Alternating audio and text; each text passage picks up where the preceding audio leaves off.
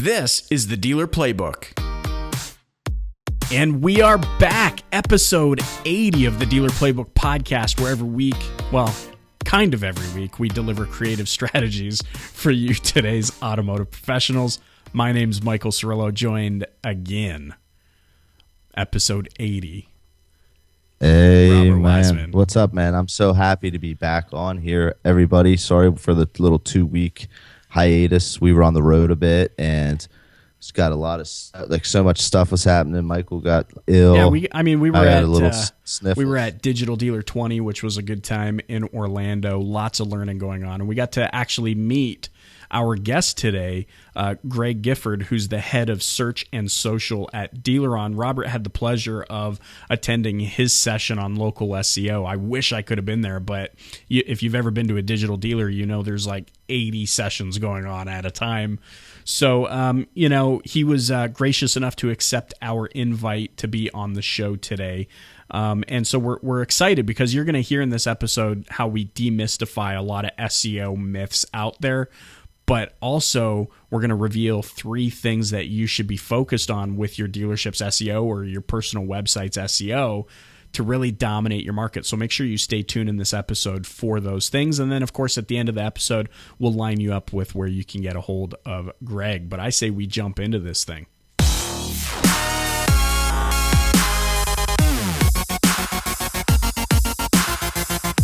Okay, here we go. Mr. Greg Gifford, thanks so much for joining us here on the Dealer Playbook podcast.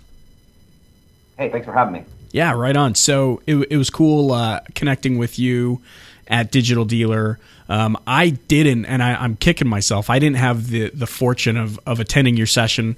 But Robert came back and he's like, dude, man, this guy, you gotta meet this guy and you gotta talk to him. And so we're really thrilled to have you on the show and talk about what we think is a really relevant topic for this industry. And that really is SEO. And we hear all this conflicting messaging out there. SEO's dead and SEO is this and SEO is that. And I think it's still, SEO is still one of those topics that I think leaves this industry specifically just kind of spinning around, not knowing what direction to go with it. You have a really fresh take on it, and that's why we're excited to have you on the show today.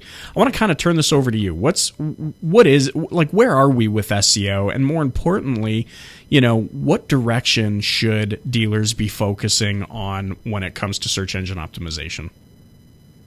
Well, I kind of have a unique perspective in that I speak at a ton of SEO conferences, and while my 9-to-5 job is within automotive, I have worked with tons of businesses in other verticals, and so I have the perspective of seeing how automotive compares to the rest of the internet. Sure. And basically, I would say that, and this isn't a negative like automotive super behind, but when you're looking at online and digital, automotive, I would say 3-4 years behind the rest of what most verticals are doing. We're now at a point where finally every auto dealer has a website, and now they're starting to think, okay, what do I do next? Because for the last 10 years, it's been, hey, get a website, hey, get a website. Okay, well, now everybody's got a website, and now everybody's finally realizing, hey, radio, print, TV doesn't work anymore. I need to go digital. So now what do I do? And that's kind of the point where we are now, where dealers are finally realizing, hey, I can't just have a website and be okay. I've got to do something with it, and I've got to promote it.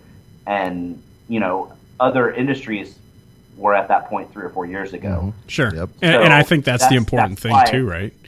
That's really the important thing to note is, hey, this is not that new thing. Like, yeah, you all have websites, but this is not that new next thing that the vendors all said, yeah, let's get some more money out of them. Like, this is just something that's always existed. And like you said, you need to promote. It's not some shiny plugin either. Yeah, exactly.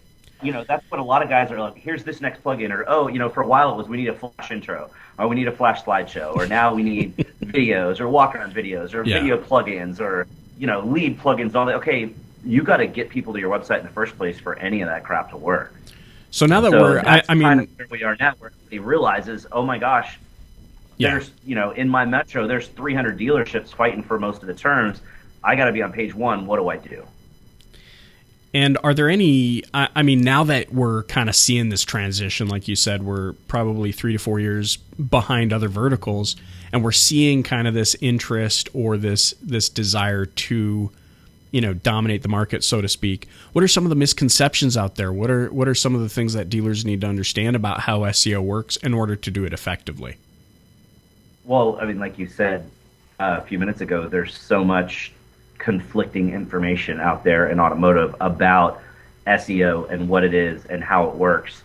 And so I think a lot of people kind of have a bad taste in their mouth. And there's a ton of dealers that I talk to all the time that have used someone for SEO and gotten screwed over because that person basically just took their money and didn't really do anything, or they just weren't effective with whatever strategies they were using. So a lot of people are kind of scared of SEO, or they don't feel like it's worth investing in. But the number one thing you should invest in beyond your website, because you could take all the money that you spend in every avenue, even if you're still doing radio, TV, and print, and Auto Trader, and Cars.com, and eBay, and all these things put together, and you're still going to get more traffic from organic searches than anything else.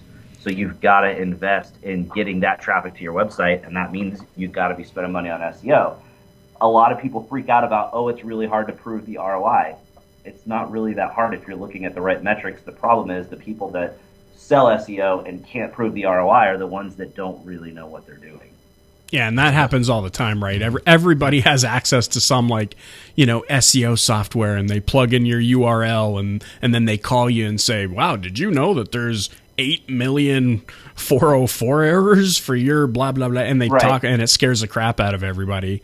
So, I mean, where should the dealer be focusing when it comes to SEO? I mean, for me, maybe kicking off this direction I'm kind of thinking down here is that it's not I feel like, and correct me if I'm wrong, I feel like sometimes SEO is just thought of as this technical play. Like you said, they can't really measure the ROI. But I love your answer to that. But really, they need to be thinking of it as a marketing play, no different than any of their other marketing strategies. Is that exactly? Would you agree with that? It's 100% a marketing play, and there's so much. SEO used to be, let me put some keywords in the right places, and I'll show up in Google, and it has evolved so far beyond that. And I think a lot of dealers still don't understand that. And a great example, we'll sign up dealers that will come onto our platform for their website and sign up for SEO as well. And, it takes 6 weeks to do the back and forth with what is your website design going to look like? Let's tweak this, boom, boom, boom. Right. Get everything imported and set up. And it's 6 weeks till your website's up. But we can start SEO day one. And a lot of times dealers freak out. They're like, well, how are you doing SEO if I don't have a website? And we, sit there and say, there's so many things related to SEO that have nothing to do with your website. We can work on your citations. We can work on your link profile. We can work on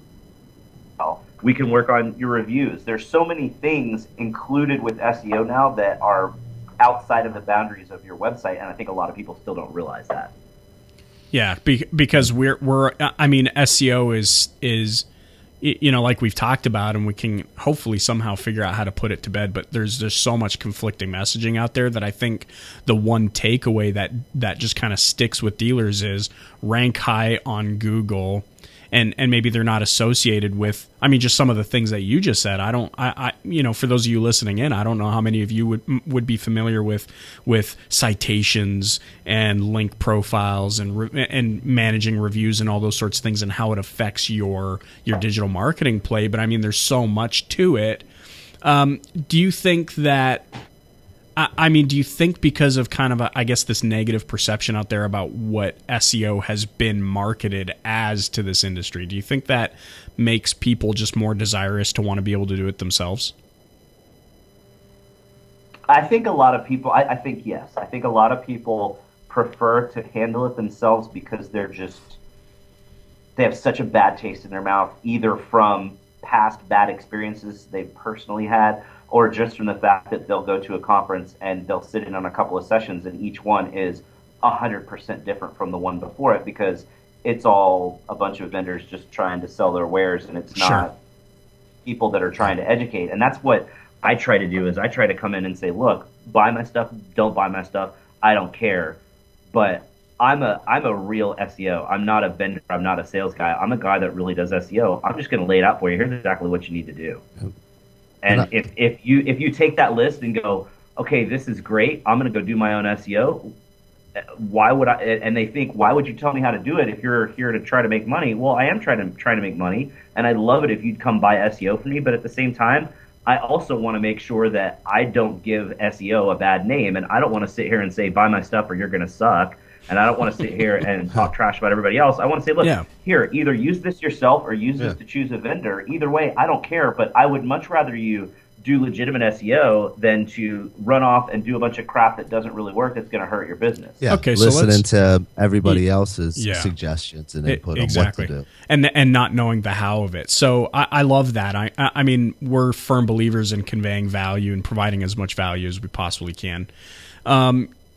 Let's kind of make a use case here and say for those listening in, they're walking into their website. They need to do something with it. They need to start marketing with it.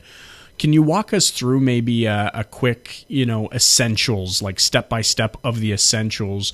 What do they need to be aware of, and what are maybe your top 3 like suggestions for those listening in that they could start to get some traction with their SEO? The 3 most important things to consider for car dealers are A, the content on your website, which I'll elaborate on in just a second. B, the links pointed to your website, and C, your citations, which is what most people think of as directory listings, anytime that your name, address, and phone number are listed on other websites. Those are the 3 most important areas where dealers typically have a lot of issues. So with website content, it's all about being unique. You can't do, and I talk about this when I present to car dealers, you can't do the same thing that everybody else is doing. You can't say on your website, we're family owned, or we treat our customers like family, or we've got a state-of-the-art showroom, because everybody says that. I mean, there's so many times where I talk to dealers and they'll be like, yeah, we do our own SEO and our website content's totally unique, and you read it and it's all just generic BS fluff. That you could change the name of the dealership in the city and it would work perfectly for any other dealership. And that's the kind of stuff you've got to avoid. You've got to talk about your community involvement. You've got to talk about why people, and when I say why people should buy from you and not from another dealer, is not because we're family owned and because we support our community. Because everybody says, So it's getting truly unique and relevant content onto your site. And then making sure that you're pushing the local signals. You've got to have, your location information in various places on your website, which, I could get into now, but that gets really granular. People are just listening to a podcast. But, on any specific page, you want to make sure that you've got your location information there. And then when it comes to links, that's something a lot of dealers don't pay attention to. And Google still uses links as a huge gauge of whether you're relevant for a search query or not. So you've got to make sure that you've got other websites linking to your website. And again, I'll talk to dealers all the time that handle their own SEO, and they say, yeah, we've got great links. Our link profile looks awesome.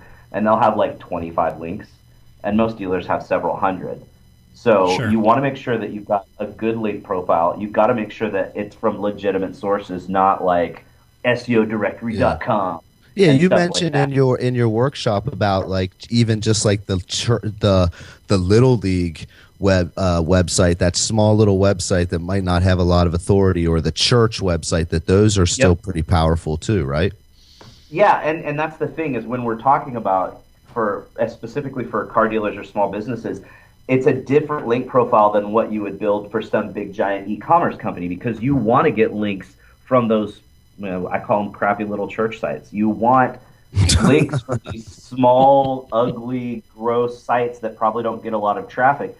But those sites are really hyper-local, like a church website, super hyper-local, a Little League website, really hyper-local. And so you get these links that all the traditional, normal SEO people wouldn't really go after because they don't carry much authority. But with local SEO, it carries a ton of authority. And there's a are you familiar with no follow links? Have you heard of that before?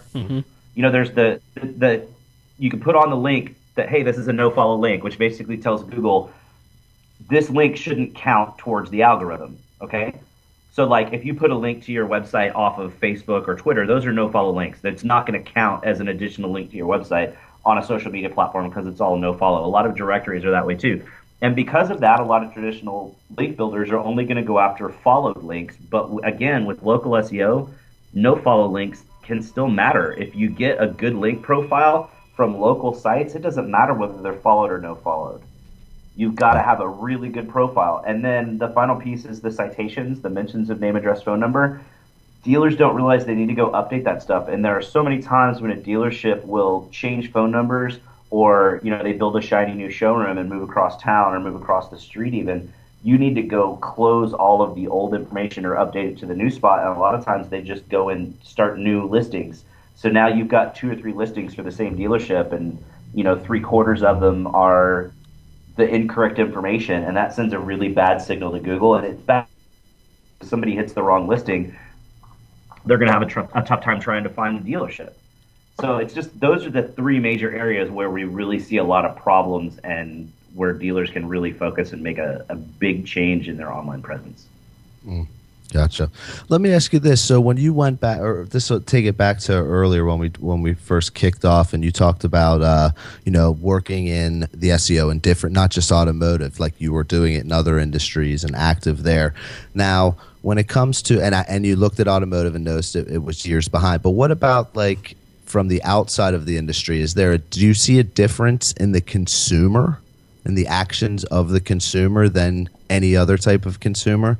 Meaning just the funnel they go through, their activity, their search tendencies, what have you. It's definitely different because you've got multiple kinds of customers within automotive, because you've got people that are looking to buy a new car, you've got people that you've got people looking for a lease, and then you've got people coming in for service. So you've got multiple different funnels all going at the same time with one website. Whereas, if you're a personal injury attorney, sure, there might be different types of injuries that you're servicing, but you're still a personal injury attorney. You're serving one kind of client, and that's somebody that needs to have an attorney represent them to get paid for some sort of injury. Or if you're a divorce attorney, you're handling divorce and family law. It's all the same thing. But with automotive, you've got vastly different intent on a lot of different searches all coming into your website. So you've got to make sure that your website is robust and has enough information and enough of a profile to be considered relevant for all of those different queries. And then you also see a really long purchase cycle too, because people will buy a car, and a lot of times it's 3, 4, 5 years before they're going to even think about buying something else.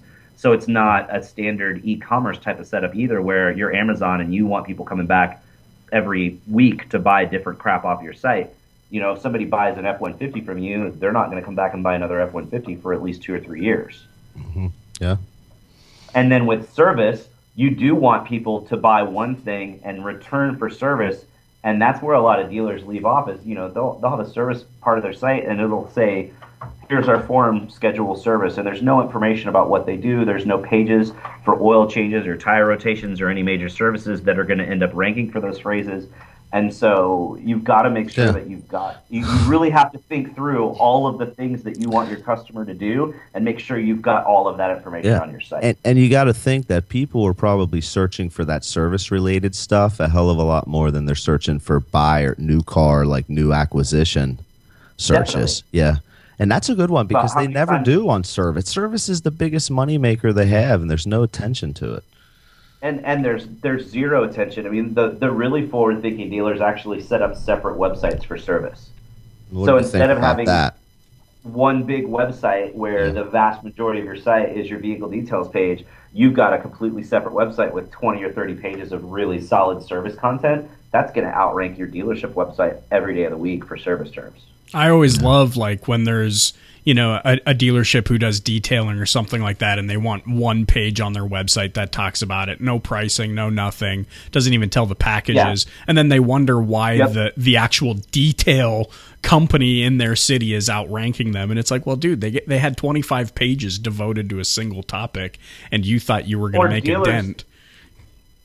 Dealers that are like, why does Jiffy Lube outrank me for oil changes? And we're like, because you don't even have the word oil change anywhere on your website. Pretty simple to figure out, buddy. Yeah, no doubt. But it's not their fault. I mean, absolutely. No, it's just funny. If you work in a dealership, you shouldn't have to know all this stuff. And a lot of times guys get frustrated, and this isn't just within automotive. it's SEO is frustrating for everybody because for any business, it's so complicated and there are so many changes all the time. It's unfortunate that Google expects that small business owners can keep up with it and handle it themselves. At this point, you almost have to have some sort of budget allocation, no matter what kind of business you are. If you're a local business, you've got to have some budget set aside to have somebody handle your SEO because it's so complicated. Yeah, I mean, I find the other challenge too. And I was just thinking about this when you were talking before about, not being a traditional e-com website, but there is kind of that challenge where it's almost like, imagine if Best Buy, opened up, 15 locations in a town of 100,000 and each website was the exact same thing, same products, same type of services, same types of all this types of, different types of things. They all doing the same thing and you're trying to make each one of them shine in their own way. It becomes really, I can see how it could be really challenging for dealers where it's like, oh yeah, cool, because the dealership down the street sells cars, service, oil changes, and all, does financing, etc. And I'm trying to outrank them, and we're all trying to outrank each other, but we're all doing the exact same thing. I mean, how does Google look at that? Because I mean, there is the content. And I say Google, but I'm throwing all the other search engines in there that account for the smaller percentage. But I mean, like, how does Google look at this and say, well, all of these businesses do the same thing. They're all selling cars. They're all selling, and now when it comes to all exactly the same. Okay, because that's where I wanted to go. Yeah, you've got buy here, pay here guys. You've got regular used car guys.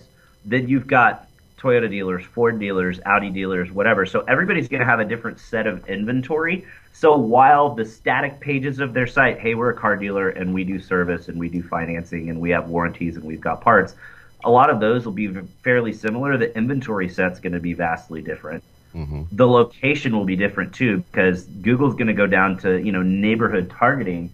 So if you've got one Ford dealer in town, that guy's going to show up all over town. But if you've got a metro area and there's 5 Ford dealers, then they're going to show up in their specific areas based on their address and the address or location of the person doing the search. So that's another thing is I have to do a lot of education when we talk to dealers that tracking your rankings is not a valid way to see if your SEO is doing well because nowadays there's no such thing as, hey, this is how you rank. Because personalization and localization will change how you rank across the board for every person searching for you. Yeah, you can use a rank tracker and get an idea of how you're doing, but what you see on your computer or your phone will always be slightly different than the next on their devices.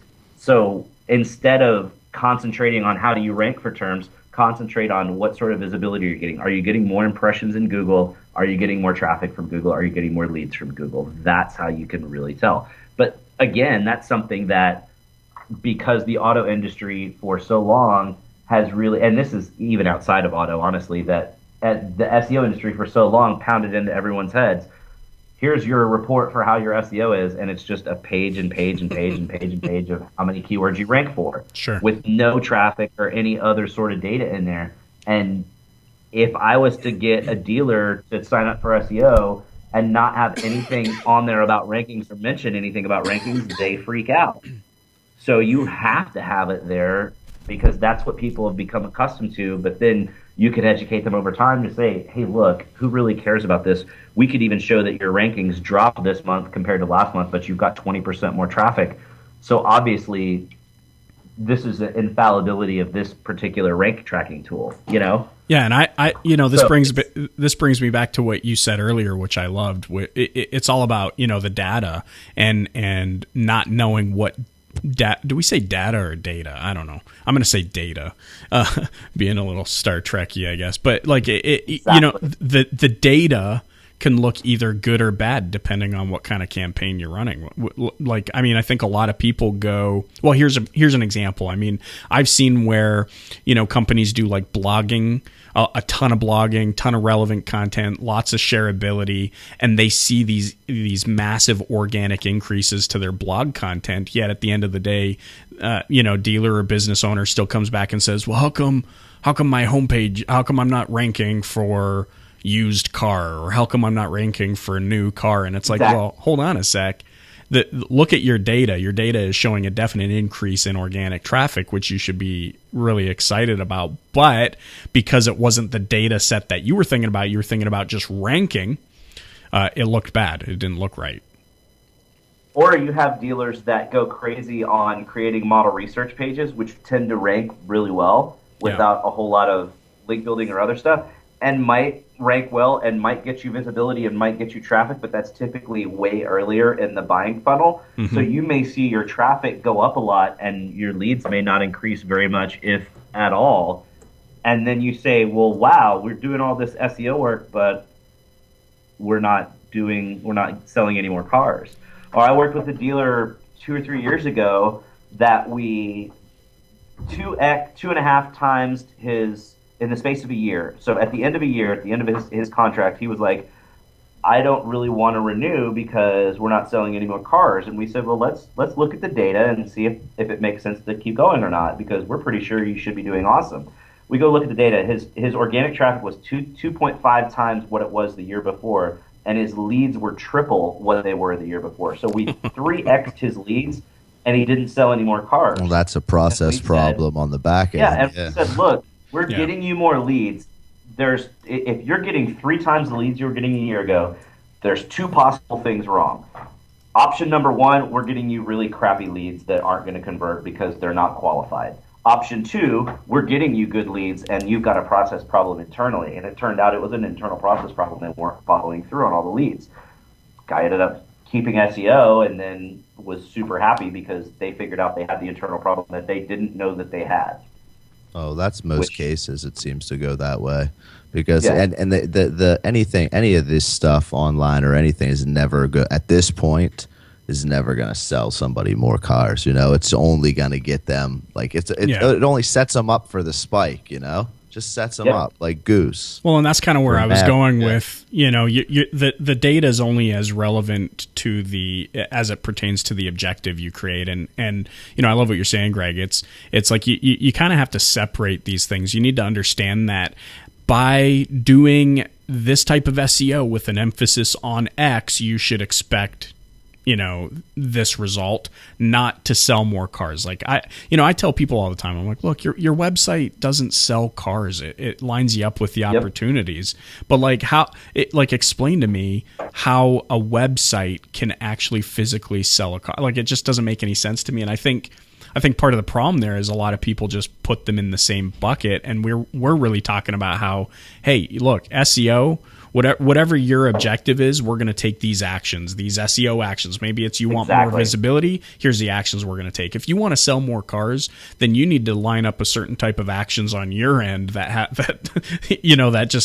capitalize on the opportunities that we lined up. But don't put everything in the same bucket. Hey, I got a website, I'm going to sell more cars now. Well, yeah, I mean, when I'm talking, I do a lot of sales calls, obviously. And, when I'm talking to dealers, one of their questions is usually, how many more cars will I sell if I start doing this? And I always say, I can't tell you that. I can tell you you'll probably get more traffic, you'll probably get more leads, but you may sell less cars. I don't know what sort of processes you have in place to handle the leads that you'll get. I can tell you this will give you more visibility, which should lead to more leads, but that's not necessarily leading to more sales. Yeah. And then they're kind of like, okay, that makes sense. Yeah. So. Well, and then the other thing too is they balk at the price. People are like, all the time people see me at Digital Dealer and say, oh my gosh, that was phenomenal. That's great. I want you to do my SEO. And we tell them how much it is, and they get sticker shock and they're like, wow, that's so expensive. But then I say, look, if I told you, Mr. Dealer, let's pose a hypothetical. Would you be willing to spend $50 on a car to market that car to sell that car? And every dealer says, well, heck yeah, if I only had to spend $50 to sell a car, that's great. Okay, cool. How many cars do you have on your lot? Well, I've got 200 cars on my lot. Okay, that's $10,000. So SEO is a heck of a lot cheaper than that. So it's not that expensive once you break it down like that. And I'm not saying that SEO is going to sell every car on your lot, but that, you have to kind of do, I always try to look for simple things like that to help shift perspective so that they understand, okay, I get sticker shock, but now when you break it down and you're thinking about it, okay, it's not really that expensive in the grand scheme of things. No, and I mean, and you've got to do something. It's kind of like, hey, you're still running banner ads in the local newspaper, whatever that's costing you, $10,000 for a full page or whatever. And you think that somehow having, 15 pictures of vehicles and their pricing, air tilt cruise lady, local lady driven, you think that's going to sell you a car, when we're really talking about, like, even just consider the man hours involved in producing content and checking up on links. And like, I mean, it's a bargain to be able to do, and the long term, right? And I mean, like, we're talking about SEO. Think about the quality of the traffic that you're going to be able to drive into your website versus, say, just running an ad. And I'm not saying that doesn't work, but I think that the quality of an organic, site visitor is just much more superior. Yeah, than anything else. It's worth way more than spending the money on AdWords campaigns that just go to SRPs and VDPs and home pages. You might as well take that money and invest it in organic SEO. Yeah, my opinion. Well, it's an investment. I mean, we see so many dealers that all they do is they run their own AdWords and they point everything to their homepage and they wonder why it doesn't convert. Oh dear. But you won't see a lot of these automotive pay-per-click companies talking at conferences telling people not to do that, because they don't want to give away, the secret sauce or whatever it would be, which is, that's kind of just dealer on as a whole. That's not our strategy, and me specifically. I mean, I've been that way for a very long time now, where I'm like, hey, look, if you're paying to come to a conference, I'm going to give you as much download of information as I possibly can in a time slot that I've got. Sure. Yeah, Love it, you man. do it right, man. That's okay. So I want to just Yeah. recap a couple of the things that stood out, and then we're going to turn it over to you, Greg, to share your contact information where our listeners can get in touch with you. So, what really stood out to me is, first and foremost, it's, you got to have an objective. Like, you need to understand how SEO fits into the mix and what it really is and what it really can do for you, not just that blanket, hey, we're going to get you ranking and all those sorts of things. You shared 3 tips that are really relevant. So having really unique content on your website that highlights things like your community involvement and where you're kind of just validating location information on several pages throughout your website. You talked about building a link profile, and some of the tips that you shared were, getting links on what you called hyper local websites, like the Little League website or a church website or maybe the school website or something like that. And then you also mentioned citations, so the different, I guess, directories out there where your dealership's contact information, phone numbers, address would be listed. Super interesting stuff. Definitely, I know there's going to be a lot of listeners who want to learn more about this. So turning it over to you, Greg, where can our listeners get in touch with you? They can follow our blog at dealeron.com/blog. We have a weekly video series every Wednesday called the Wednesday Workshop, where we share a lot of this type of information in short little digestible bits. They can follow me on Twitter. That's a really awesome place if they use Twitter at all, because I live tweet every conference that I go to, so they get tons of from all the different conferences all over the world. That would be at Greg Gifford, all one word. And then they can shoot me an email if they have any specific questions at ggifford@dealeron.com. Love it. Hey, Greg, thanks so much for being on the show. I was going to say thanks so much for having me on your show. Yeah. Thanks, Greg. Right on. Hey, no problem, guys. Thanks for having me. Yeah.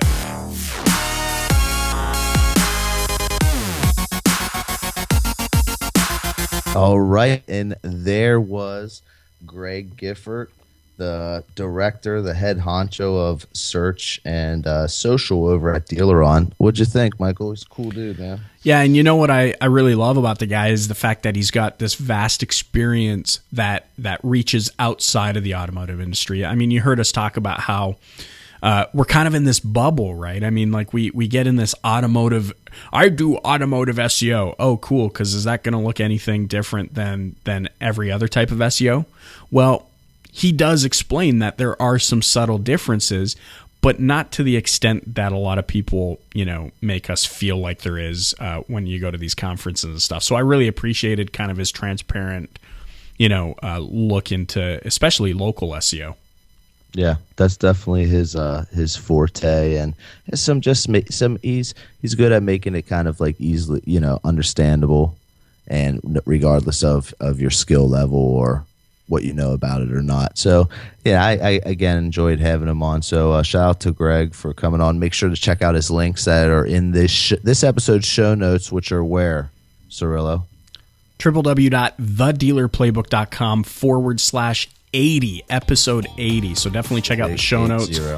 And, as always, we love hearing from you guys. Connect with us on Facebook. Leave us a review on iTunes. We would very much appreciate it. But we love hearing your guys' feedback. So, again, check out the show notes over on our website and connect with us. Ask any questions or give feedback of the show. We absolutely love it. Until next time. We'll be back next week with another great session. Sorry for the wait. Sorry for the little breather, guys. Thanks, guys. It happens. Catch you guys next week.